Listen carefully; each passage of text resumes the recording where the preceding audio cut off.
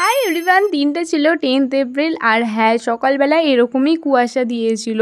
শীতকাল না গরমকাল বোঝাই যাচ্ছিল না। যাই হোক, বাড়ি ফিরে রেডি হয়ে গিয়েছিলাম, কারণ আজকে আমাদের এক জায়গায় যাওয়ার প্ল্যান ছিল।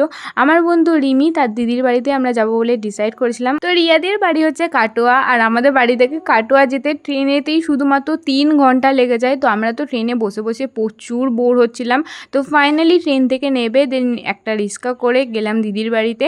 রিয়াদির বাড়িতে গিয়েই তো আমি আগে ঘুমিয়ে পড়েছিলাম, এত জার্নি করেছিলাম, অনেক সকাল সকাল বেরিয়েছিলাম।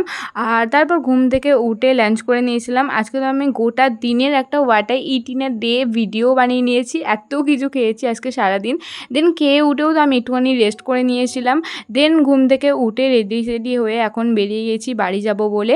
আর যে দিদিটার বাড়িতে এসেছি এইটা হচ্ছে সেই রিয়াদির বাড়িতে এসেছিলাম। তো রিয়াদি তো আমাদেরকে থাকতে বলছিল, বাট আমরা কেউ থাকিনি। সেম ডেতেই আবার আমরা ব্যাক করেছিলাম, তাই এগেন আমাদেরকে 3 ঘন্টা জার্নি করে বাড়ি আসতে হলো। আজকে দিনের তো অর্ধেকটা সময়ই আমাদের ট্রেনেতে কেটে গেল।